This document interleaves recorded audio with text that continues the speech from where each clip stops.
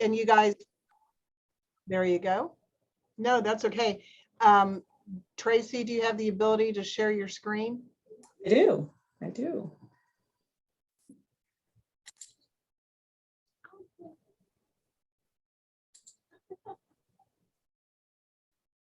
Okay, so it says that it's disabled. Does that need to be enabled? Yeah. There you go, Tracie. Thank you.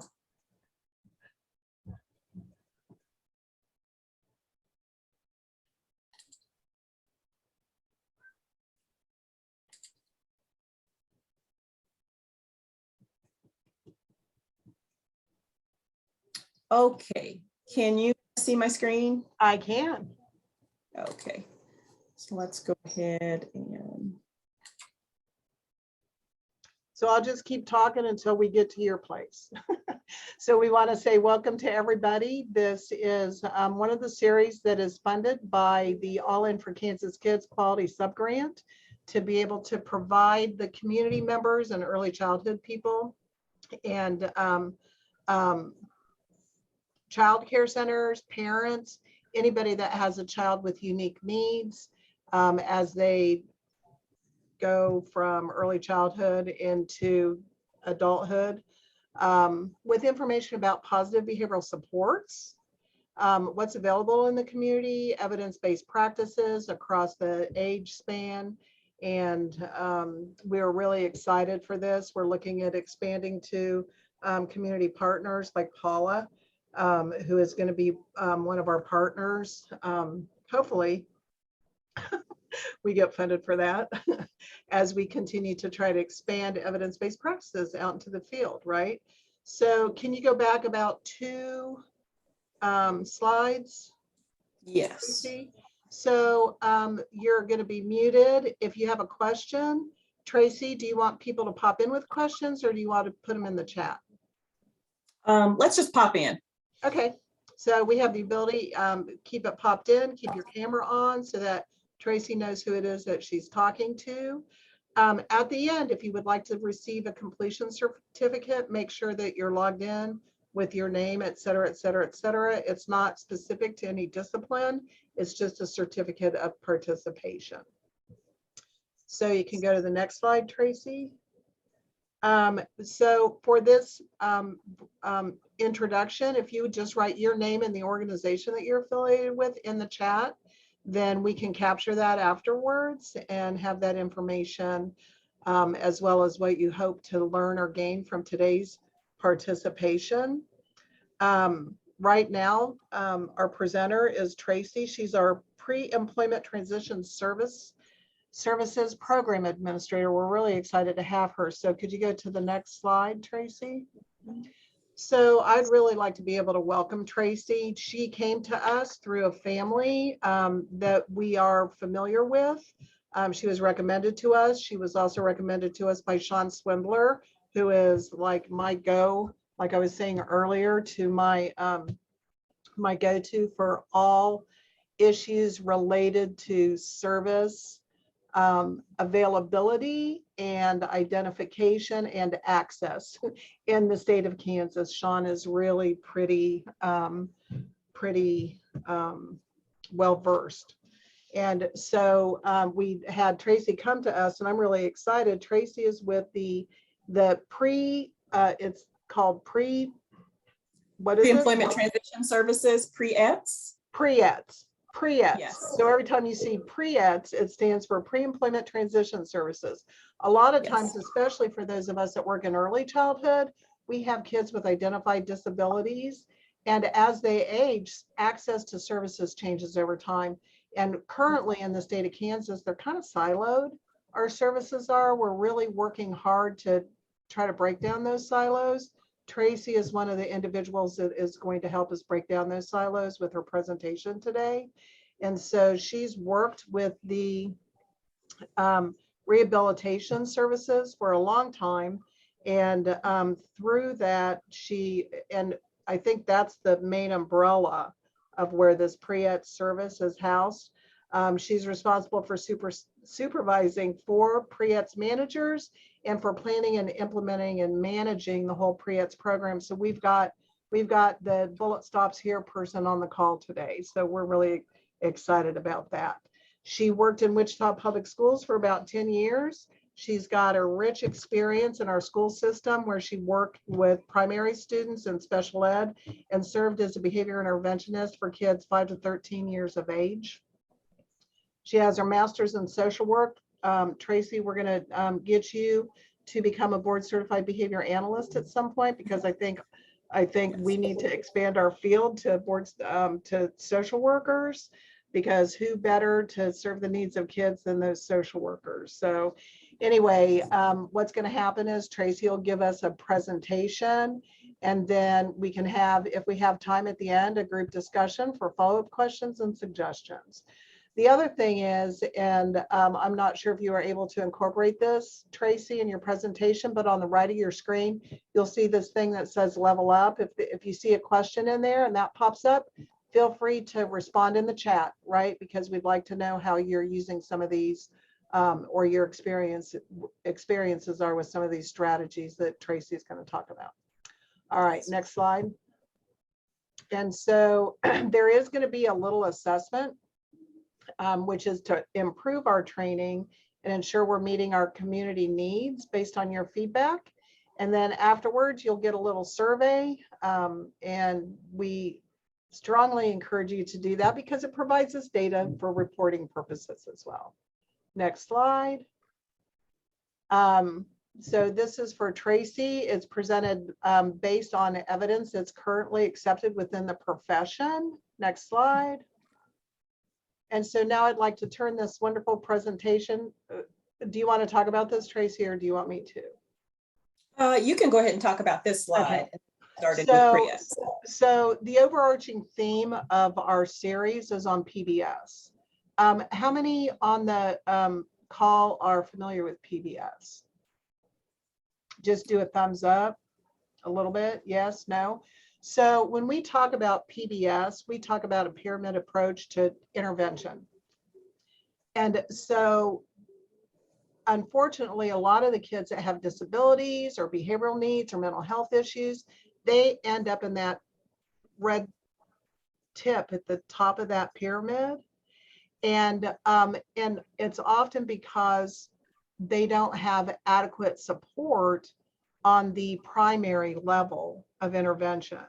So when we talk about a primary prevention, we're talking about class-wide strategies. So you have your classroom expectations are framed in the positive. So instead of saying don't run, you say walk, right? Instead of keep your hands to yourself or, don't touch, we say, walk with your hands down or crisscross, right? And a bubble in your mouth. So they're framed in the positive. There's only, 3 to 5 rules. The rules in the classroom are the same as the center, so that the kids, no matter where they're at, they know the rules and the expectations. And the science tells us that when we beef up that green zone, we reduce the number of kids in the yellow zone, which require specialized intervention. And if we have good evidence-based practices for that secondary prevention group, we can reduce the kids that need those really intense supports up in that tip of the pyramid to less than 10% of our population, right? And so part of what we're doing in this PBS series is trying to frame the strategies. PBS is really prevalent in school settings, not so much in community settings, right?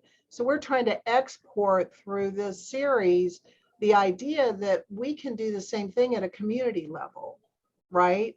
That we can beef up that green level. So in our childcare centers, in our communities, we can incorporate some of those strategies so that kids in our communities and our early learning centers are have the best foundation they can as they start their growth process, right? So that's somewhat of the framework that we use in this series. So next slide. Now, Tracie, I will quit talking. I'm going to put myself on mute.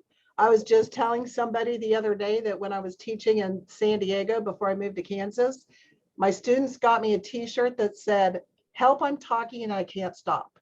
So I promise I'm going to stop. I'm going to hit mute and I'm going to turn it over to you. Thank you, Tracie. Thank you. Thank you so much, Linda. Okay, so again, my name is Tracie Flowers. I am the Pre-ETS, Pre-Employment Transition Services Program Administrator. So basically, I know when I had reported information to you guys a while back, we've had some changes within the program. We have added 10 new staff. Now we're still in the process of hiring a couple of those staff, but I now supervise 6 managers across the state. And we have added 10 pre-ETS specialists to serve more students. So that was the only update to that information. Let's go ahead and get started. So some of the key points of today's topic will be, what is pre-ETS? We'll discuss the criteria for eligibility for the program, required services. We have 5 required services, steps to services, and then we'll talk about the key takeaways to today's topic. And I also will allow you guys to meet the team. It's always good to put a face with who will be covering in certain areas, and then we'll open that up to questions. So let's go ahead and get started. So pre-employment transition services, pre-ETS.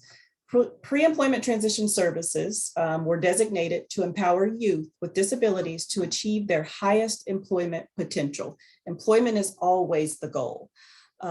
Pre-ETS is one of the major goals of the Kansas Rehabilitation Services, so KRS, and we're authorized by the Workforce Innovation and Opportunity Act, WIOA. Through pre-ETS, students with disabilities may receive a variety of services to help them prepare for employment and self-reliance. So when you think about pre-ETS, please think about VR. So VR, Vocational Rehabilitation Services, there's 2 programs that function under and within that program. Pre-ETS, we work with students as early as 14 years of age, and at a maximum age of 21. So when a student turns 22, they no longer meet the criteria for our program. Okay, so eligibility. Students with disabilities who at the time they request services are able to receive pre-ETS services. It's not very hard to meet that criteria. The following criteria must be met for eligibility. So 1, like I had mentioned, the student must be at least 14 years of age, maximum of 21 in the state of Kansas. They must be participating in a secondary, post-secondary, or other recognized education program. And 3, they must meet one of the following criteria to verify that disability. So it has a physical or mental impairment that substantially limits one or more major life activities, has a record of such an impairment, or is regarded as having such an impairment, okay? And those major life activities, I've kind of provided a few examples. So it would include walking, seeing, hearing, speaking, breathing, learning, working, caring for oneself, and performing manual tasks. Okay. And so jumping to services. The services that we provide would be job expiration counseling. And this provides students with disabilities the opportunity to explore how their skills and interests match with jobs available in the labor market. Hey, Tracie, can I jump in and ask a question? You sure can, yes. We go back to the previous slide? Yes, definitely. Because I think this is one of the areas for me that I would like clarification. Like, where does the IDD fit into this?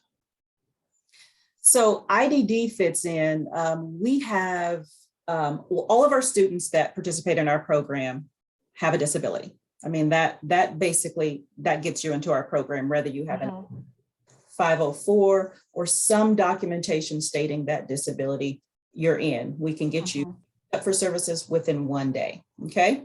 So IDD, all of those students that are intellectually disabled, they of course are going to meet that criteria because it's been documented. that they have that. So am I answering the question, Linda? Yeah, it is, because I think one of the things that I came up against when I was initially trying to access VR services, voc rehab services, is that if the individual was impaired, didn't quite meet the threshold of that would qualify him for the intellectual and developmental disability waiver, which is like, for not to get too technical, but 2 standard deviations below the mean, so didn't have like a 70 IQ. Yes, yes. And so I was just wondering, but that could come in under that 504 plan. So for those could, yes, so it could for pre-ETS. So the criteria for pre-ETS is a little different for the criteria for VR, okay? Pre-ETS, it is as simple as all you have to have is that IEP. Now, IEP, when I say that, non-gifted IEP, okay? 504, documentation stating a disability, that's all we need. Now, it's a little bit more stringent for VR. And of course, that would be more so what you're discussing, you know. For us, you just have to have the documentation. But for VR, those guidelines that they have in place still stand, and they must determine eligibility based off of their criteria. Okay, so just a comprehension check. Does everybody know what a IEP and a 504 plan is? Yeah, okay. Okay, yep, thank you. Any other questions? No, thank you. Yeah, you're welcome. Okay, so we had left off at job exploration counseling. We also offer self-advocacy, and that empowers students with disabilities to express their needs and goals in a variety of settings, such as school or work. Workplace readiness training. This supplies students with disabilities the opportunity to learn power skills necessary for success on the job, such as customer service, how to interact with coworkers, supervisors, being on time, you know, things like that. Counseling on comprehensive transition or post-secondary education, that provides a clear path to an employment future for students with disabilities. And then, of course, there's the work-based learning experience. Now, we do offer a paid work-based learning experience, which I'll explain, and then we have an unpaid. So our specialists across the region can work with students to provide that unpaid and link them directly to employment. So provides work-based learning experiences where youth can learn the skills necessary to succeed in the workplace and experience the benefits of earned income. So the earned income would definitely be the paid. And so what we do with Pre-ETS is we offer a paid experience. A student can work up to 240 hours during the experience. My program will pay them $8.25 an hour. We do contract with a third-party vendor to provide those services. So we have several vendors on board, and we actually are opening that up. When we initially started, it was opened up to independent living and workforce centers. But now we have learned that we can definitely open that up to more providers. So because we've had certain areas that just didn't have coverage because the workforce centers and independent living centers just didn't extend services to those areas. So we've opened that up to meet the needs of more students and just offer that and extend that. So again, we have the paid and unpaid, but all along a student will have the support of that Pre-ETS specialist. Now, if it is a student with the paid who needs maybe a little bit more than the monitoring and support that we contract with that third-party vendor, we do initiate the services of VR. So at that point, we send that referral to VR. The student is dual enrolled in both programs, which they can be at any time. As long as they meet the criteria for both programs, they can be dual enrolled. And then VR comes in and they will pay that additional money for, say, transportation to and from that site, like you mentioned earlier, Linda. And then also they'll pay for that extended job coaching. Every student's not the same. They may need additional support. So they not only will have the support of that vendor that we contract with, but then they'll also have the support of the job coach. So any questions about the services? I do have another. I'm I going have to a go. question. Yes, Sorry. go right ahead.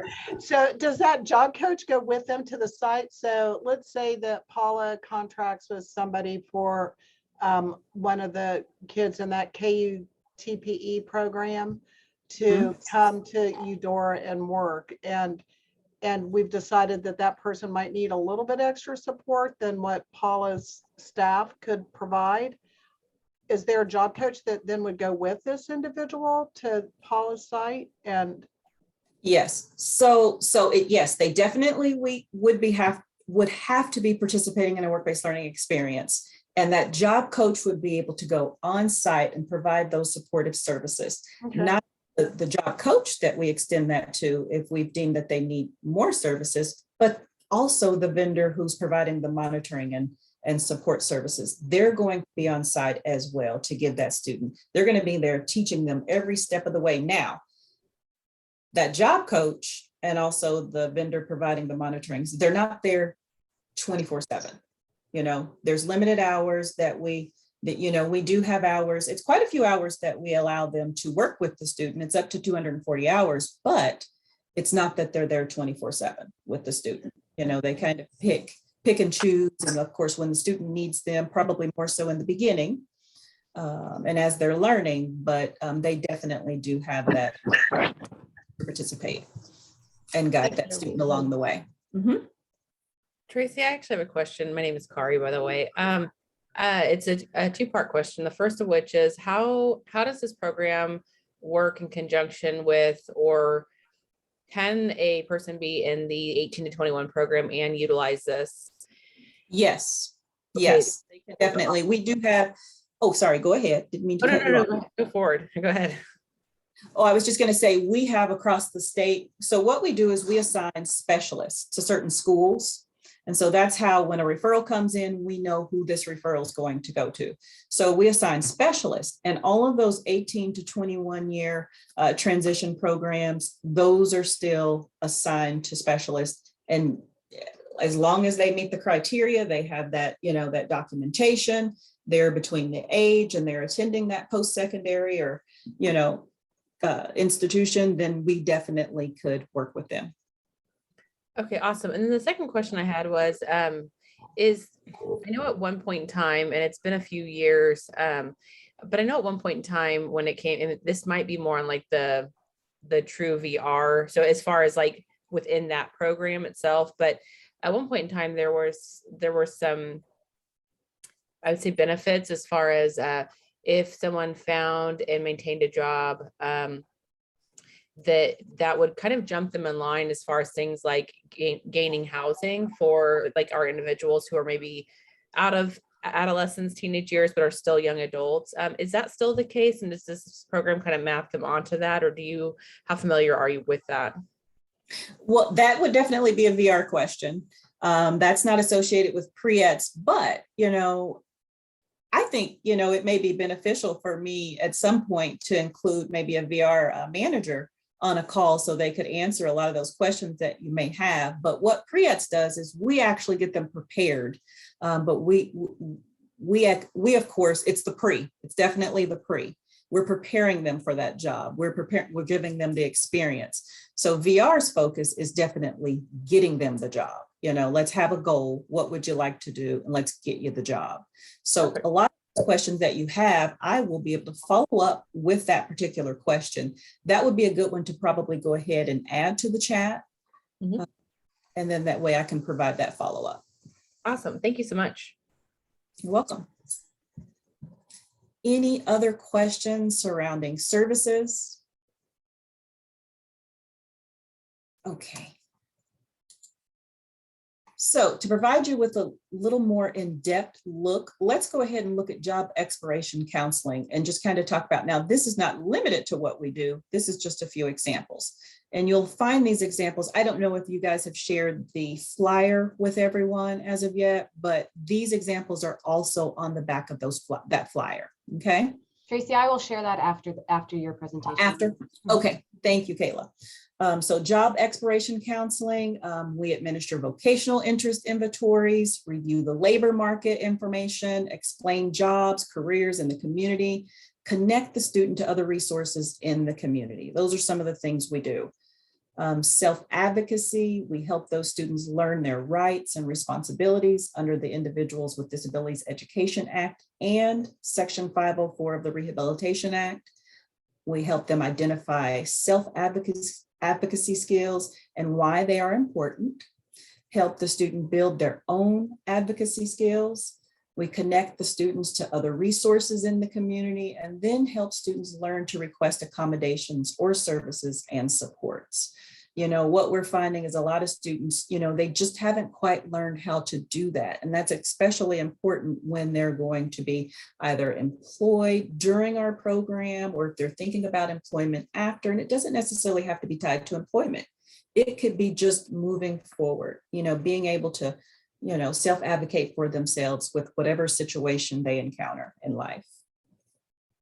Workplace readiness training, we connect students with local career centers, identify social and independent living skills, identify and discuss employment skills, connect students to other resources, of course, in the community. That's just a given. Counseling on comprehensive transition or post-secondary education. We provide information to connect students to education opportunities, including disability support services. We discuss reasonable accommodations for success in training and academic settings.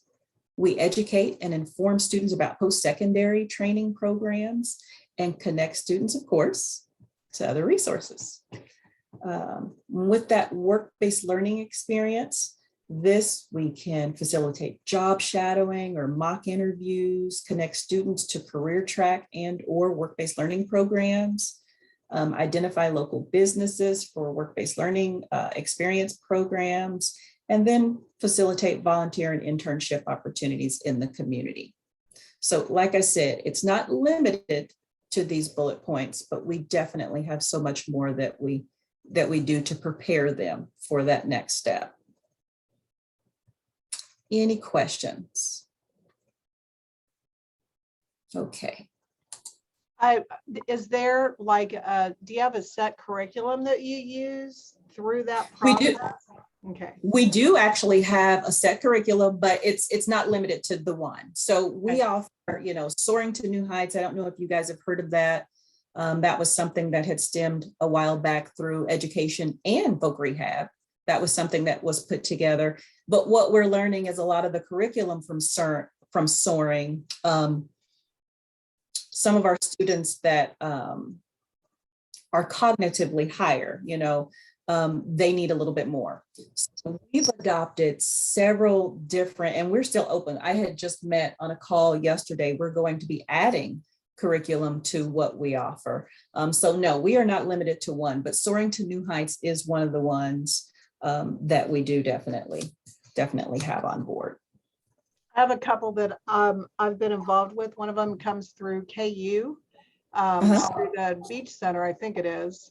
And then another one through Juniper Gardens Children's Project, which is an online-based system that kind of walks folks through. So I'd be willing to share those with you too, Tracie. Oh, I would absolutely love that. Could you definitely send that information to me? Thank you. So steps to services. I just kind of wanted to review what it takes. And like I had mentioned earlier, a student, once that referral is sent, and by the way, a referral is optional. You know, we could receive a general referral, which like I sent Kayla, you know, the schools have their own referral. It's a school referral, but we can receive a referral. We can actually start at the request for service. So no matter what, the request for service, every student has to complete that. It is our application. You know, it means, hey, this student wants services, they've agreed to services, and we're going to go ahead and move to the next step, which is the determination.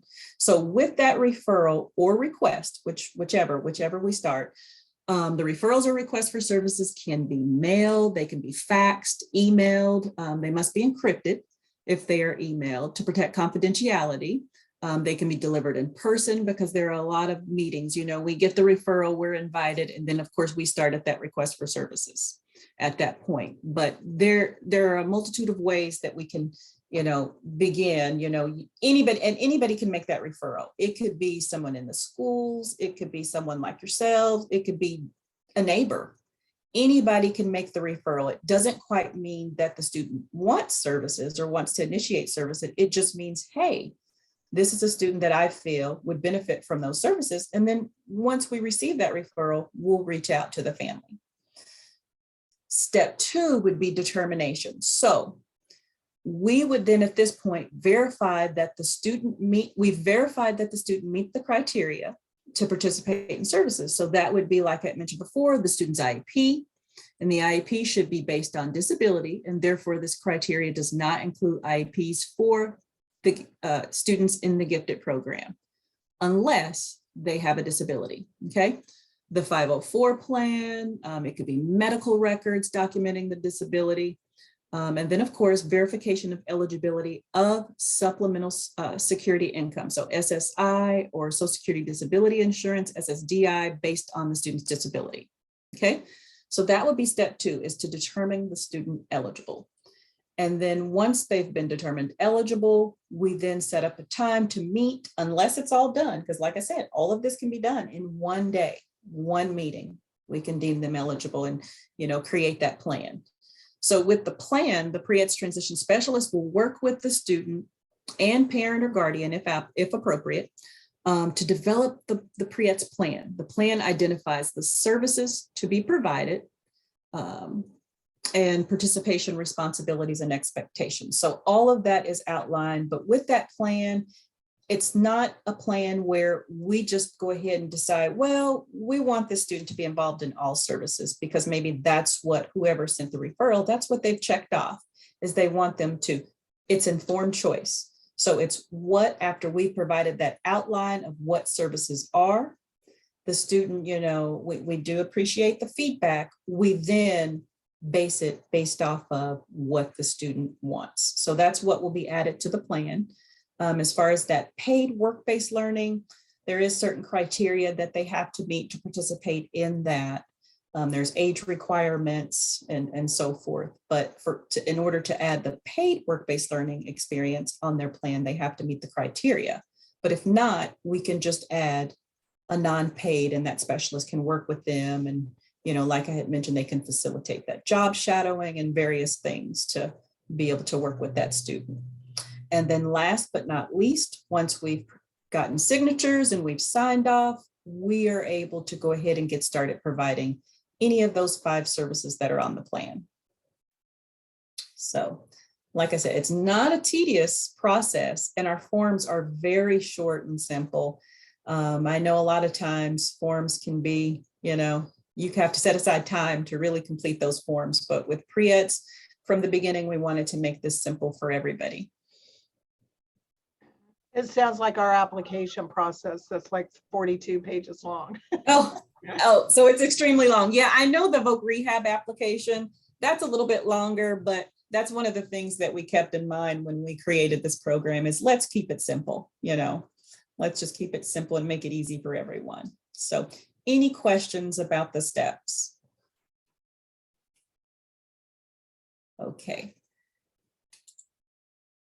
So key takeaways. Pre-ETS is for students ages 14 to 21. A student with a disability may be referred by a third party, such as a school, foster care, service provider, or any other individual or entity.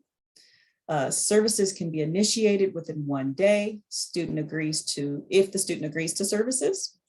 And referrals we're now calling it a summer paid work-based learning experience. And this summer is going to actually be our kickoff for that. We normally offered that year round, but what we were finding was that students were signing up. They agreed to the 20 hours per week that they're able to work. But we found that, due to the extracurricular activities or just transportation, just a lot of those things that made it a little difficult for students, we're finding that they were working maybe 2, 5, maximum maybe 10 hours. So we wanted to try and twist that to make it meet their needs as to when they were available. So summer is the kickoff. Now, it's not limited to providing it summer only. There are going to be those exceptions where maybe, I'm going to give you an example. There's a senior who's going to be graduating. It's January and they discover, hey, I'd really like to participate in a work-based learning experience.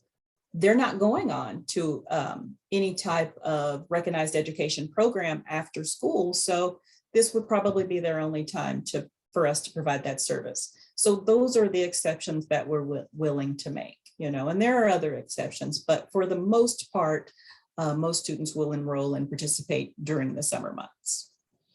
Okay. And I have a question. What is a recognized educational program? So a recognized educational program would be programs such as, of course, school, public school system, a recognized education, college, most colleges, it could be, hands-on, it could be like a trade, they're participating in getting a trade, things like that. Students who are homeschooled, they meet criteria, to participate in our services. So anything that is recognized, such as the services that I've listed, the entities that I've listed, those are recognized educational programs. So outside of this meeting, I may want to explore that with you a little bit more, because in the field of disabilities, there's especially autism, there's a work pathway that includes like a credentialing program. Okay. Right, that is required for work in that population. So yes. I'd like to be able to explore that opportunity with you at some point. That would be great. Yeah, that would be great. Yeah, and I can provide you with more information and maybe even a list of what we have, but it wouldn't be limited to that list, because we've been around since 2017 and we're constantly learning things daily. We're constantly adding new things to our program. Perfect. So the map, I know, is probably a little bit small, but I just kind of wanted to outline our areas because we have 4 regions. The East region and the West region is broken down a little bit more, but this will just give you an idea of, who covers what. So we have Brent Thompson and Ashley Mers, who are in the Wichita region. Ashley is, she used to be, actually, I think everybody except for Tracie used to be a pre-ETS specialist on here, but Ashley is one of our new managers. When we opened that up and received the new employees that were awarded, Ashley was one of the ones who, because the Wichita region and the East region, I'm sorry, not East, but KC, they're heavily populated. And we have more students to serve in those areas. So they actually have one extra specialist than the other regions, but we haven't hired the second manager for the Kansas City region. That position is still posted, but Brent Thompson and Ashley Mers, like I said, are the Wichita regional managers. Abby Giffens is the East regional manager. We have Rick Deason, and then of course the vacancy for the Kansas City area. And then we have Tracie Larson for the West region. So that's our team. And then of course we have a host of specialists that serve within those teams. Any questions from today's, any of those? Do you have a wait list for services? We do not. No wait list. So anybody that, if that referral is sent, we actually have so many days to respond and get that student in the system to try and initiate services. So it's a quick turnaround.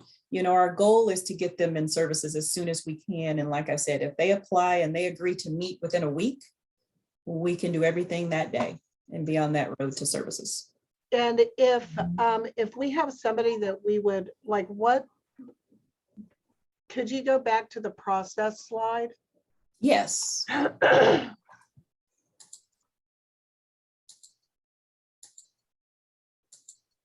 Oh, I think I passed it. Yeah. I think you're talking about Um, this one, That the one. steps. Yeah. Okay. So let's say that I work with a kiddo that I think would be could benefit from this program. Mhm. Mhm. What do I do? So the first step would be for you to actually submit a referral. So the general referral that I had sent to Kayla, it would be great to start with that. So complete the referral and then take a look at which manager you should send that referral to based off of location. Mm-hmm. Forward that's the very first step. So once that referral is sent, that gives us the ability to have contact information, go ahead and reach out to that student, kind of provide a general overview to the student and the parent or guardian of what our program is, ask them if they're interested in services, and then try and set up an appointment to meet. Now that appointment could be online, it could be, it could be virtual, it could be in person. That would be our next step, is to kind of connect with them to have them complete that request for services, which is our application. And so, so the request doesn't have to come from the parent? We will, so if the student is under the age of 18, Mm-hmm. we would have to have that parent or guardian sign off. So they would need to be present, with the student, and we review those services. If the student is 18 or older and they do not have a guardian, we can actually have that student sign off. Right. So let's say I have a 14-year-old that I think would benefit from this. So would I be the one submitting the referral? Would I have the parent submit the referral form? Or would I do something like have the parent sign a ROI, release of information, and then I include that with my form when I send it in? And the only reason I ask is because in order to qualify for this service, you might have HIPAA protected information. Right. And that is one of the things that we always make sure, like the schools, we receive about 95% of our referrals from the schools, and we do have them complete a release. We do have that ROI completed so that we are able to communicate back and forth. That's one of the first steps. But yes, so you could, to answer your question, you could send that referral. You could attach the ROI, so that we'd be able to do that. But at that point, a referral doesn't mean that they want services. It just means, hey, this is a student who I think would benefit. So then reach out and, we can start that process of making sure that releases are, signed and, present and in place at that point. But the referral is just what it is. It's just the referral. So it's like just to get this individual on your radar. Exactly. Yeah. Exactly. Yeah. Okay. And we do put everything into our system. We have a system where we, for tracking purposes, we do monitor that. And we do have, like I said, timelines, to reach out to this student. So it's not anything that's going to sit there, and just be there.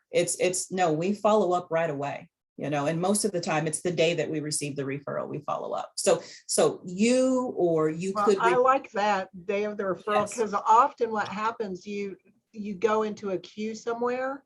Yes. And it takes weeks or months to be able to get some kind of response. Not the case with Pre-ETS. We also, when we receive that referral, we reach back out to you, thanking you for that referral and letting you know. I mean, this is part of our process, letting you know that we received it and that we are going to reach out to the parent. It's generally the same day, that we to them. But you could fill it out. You could contact the parent. You can even have them fill it out. Either way, it's just to let us know, hey, this is someone who may benefit and we need to reach out and see if they're interested. Paula has a question in the chat, and then I have another question. Sorry, I'm like full of questions. Paula wants to know, how many community partners or businesses do you work with in the Kansas City area? Okay, so we don't have a number because we usually contract with them through our vendor. Okay, What does so that mean? What's your vendor? so our vendor or our provider would be the person who we work with to provide the work-based learning experience. Okay, so they provide the work-based learning experience, and we're not privy to that list of providers that or employers that they may have on the list. But as far as Pre-ETS, who we connect with in the Kansas City area, there's not, say, a list. You know what I mean? We connect with, we're constantly providing outreach and trying to connect to get the word out for Pre-ETS. But as far as connecting due to employment, we usually refer them to our provider. And then, so that provider then, is that like public information? Like if I was wanting to be considered a work site for this, who would I contact? So if you wanted to be considered a work site, it would be best to contact me, but we have someone who handles contracts. You know, I could always forward that information along, but then I also can provide you guys with that information if you're wanting to share that and reach out to this person directly. But it's Chris Zurcher. He's our point person for contracts with Rehabilitation Services, and that's statewide. But he would be the one to connect you and, you know, let you know what those steps are, and of course, get the information to you to complete to become a provider. But Chris Zurcher would be that point of contact. But if I received any information, that would be fine. I would refer it to him. Does that answer your question, Paula? Yes. All right, so here's my other question. So since an IEP qualifies as a qualifying condition to access services, do the services have to be administered in a school setting? No, they do not. And I'm glad you asked that question, because services can be administered anywhere. We usually administer them in the schools because that's where the student spends the majority of their time. But we can actually provide them out in the community. We have several specialists that during the summer, they may connect with students at a local park. You know, they may set up, they can provide services individually. They can provide them in a group, you know, as long as that particular service that they're providing is on the student's plan for services, they can provide it in a group setting. So it could be a local coffee shop, McDonald's, because, you know, a lot of students, they don't have that transportation, and Pre-ETS we can't transport. So they don't have the transportation to maybe be at the school or be at, you know, maybe a local library. If there's a McDonald's right around the corner from their home, we'll meet there. We meet the student where they are, but it has to be a public location. We can't like go like in a home or anything like that. It has to be a public location that we meet. But yeah, we will meet anywhere to provide services. Okay, so you said you can't go in the home. A lot of what IBT does is home and community-based services. So if we wanted to have a consult or beginning practice with a transition-aged youth, then we really couldn't invite you guys to come into the home where we provide services. We would just make arrangements then to for the meeting to be in a public place, like library, whatever. Correct. If you wanted us to be in person, but you could also, we could be virtual, you know, if you are in the home and maybe you have a team set up of individuals that can make it, you could definitely connect with us virtually. Okay, perfect. That's an option. And the kids can join as long as they're not 21. Exactly. 22. Like exactly. if we have 18-year-olds in our program, we could that have never accessed any of these services. We could then start to enroll them in these services so they get some of that additional support. That is correct. That is correct. So as long as they're, you know, like I said, 14 to 21, but the day they turn 22, they're no longer eligible. Okay. Hey, well, Tracy, can I ask a question real quick? Yes. What's the transition for those students or the transition from the 21 to 22, what's the transition for that if they are in a job area? Do you know, That's if they're in a job placement, then Yes. they turn 22, where's the, what's Right. what's the connection? I mean, hopefully by then the employer and the employee or the student has built a relationship that we could support them. But what is the situation there for us to still have an advocate for that individual in the workplace? Yes, that's a good question. So let's just say that it is a work-based learning experience that they're participating in, okay?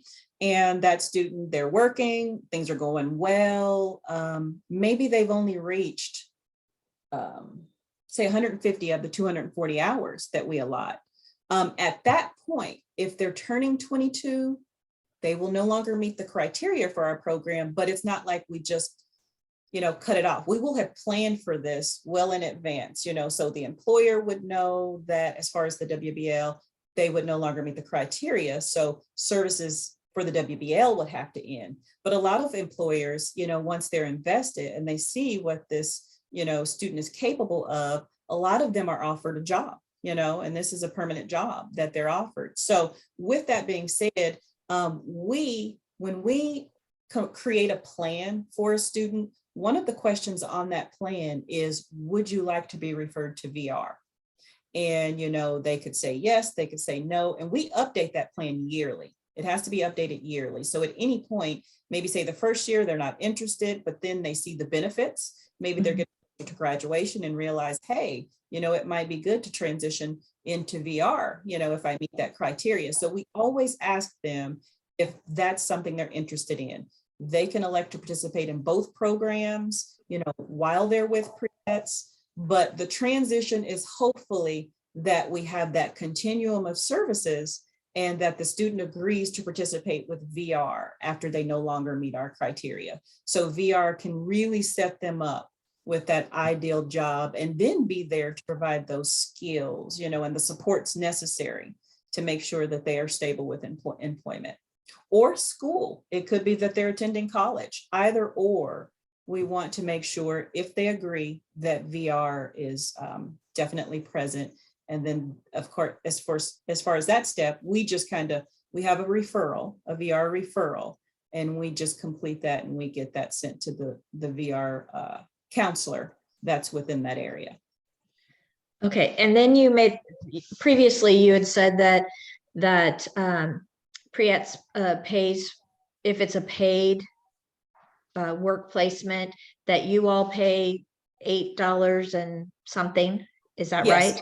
Yes. Where does that funding come from? So that is a part of our budget. So Okay. Of the VR budget, Pre-ETS, we're allotted 15% of that budget every year. And that is one of the services. So all 5 services. Now that's the only one that really requires, payment, but it's a lot within that 15% budget.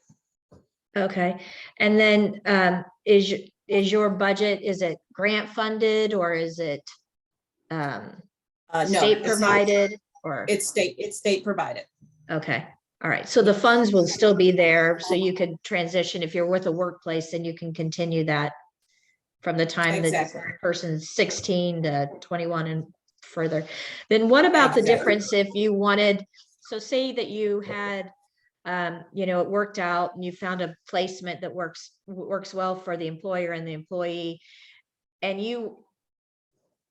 but like for us, like our starting rate is higher than that. So could we pay the difference? I mean, I wouldn't want to pay an employee. Right. If I'm using them as work as the same as I am another, say, high school student, I would want them being paid the same rate of pay. Okay. So how does that work? I do understand what you're saying. I do. So if they are enrolled in a work-based learning experience, it's a paid learning experience, it is limited to just that. It's the 825. There's no difference. It's just that, because it's not actual it's employment, but it's more experience. It's something to where we're guaranteeing them a spot after this 240 hours ends.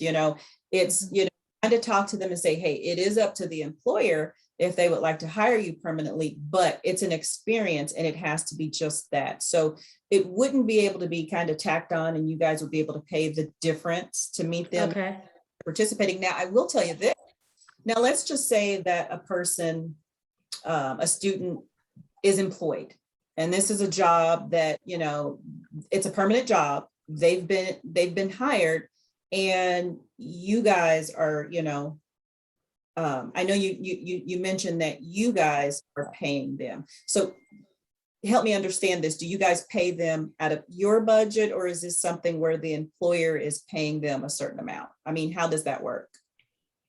So we have two different situations. We have some students that come to us, and then it's kind of like through the high school, and then they come and they do training, and they'll set up and they ask for different situations, whether it's cleaning or whether it's assisting in a classroom, and things like that. Or we have individuals that are on our payroll, and then we work with their their VR rep. That then they come in and they help. So if there's any questions, or if we need a reminder of like, hey, we were doing this well for a while and now it's kind of slipping, or something, like we contact them and then have a meeting together and then get back on track. But then but we pay them because they are part of our payroll. And I've also they've also taken like the classes required to be part of the classroom in ratio. Does that make sense? It does. So guys, yes. I would like to, this is a great conversation. I want to make sure that we address this last question in here. Under determination, do the individuals have to meet all of those requirements? Do they have to be getting SSI? Or, no. Okay, and then a clinical diagnosis would be a disability, right? Like if they had a That is correct. Okay. That is correct. They do not. So if that student has just an IEP, that is fine. If they have just a 504, all of those things are independent, of one another. It doesn't have to be that they have to receive Social Security, because the majority of students do not. All right, so we're getting close to running out of time. I knew this was going to be like a really great discussion, because there's so many of us that are interested in this and we don't have this information, right? Yes, so Tracie, are you comfortable with us sharing your information so like Paula can call you and continue that discussion so she can get the information that she needs? Yes, I am comfortable with that. Okay, perfect. So what we'll do is we'll make sure that this recording is available on our, John put the link in there earlier. So John, do you want to, I'll just drop it in now, again, where it will be housed, so that if anybody wants to access this recording afterwards or share it because for every one of us on this call, I know that we know at least 7 to 10 people that are really interested in this topic, right? And then Tracie, we'd like to extend an offer to you to come back again, maybe April or May, when we think of transition planning, IEP development, or maybe we can get with you and see when you think it would be a good time, and then other distribution lists, so that we can get this, we can get this information out. So that would be great. Awesome. I would like to say thank you. This has been a great presentation. It has been really, really informative. I'm excited to hear about this program. I wish it had been around 10 years ago. Right? Yes, and we hear that consistently. We do hear that consistently. It's definitely beneficial to transitioning students. Yeah. And so we just want to say thank you so much for coming. Thank you, everybody, for participating in this. And we look forward to seeing you at our next Parent Cafe. Perfect. Thank you for having me. Thank you.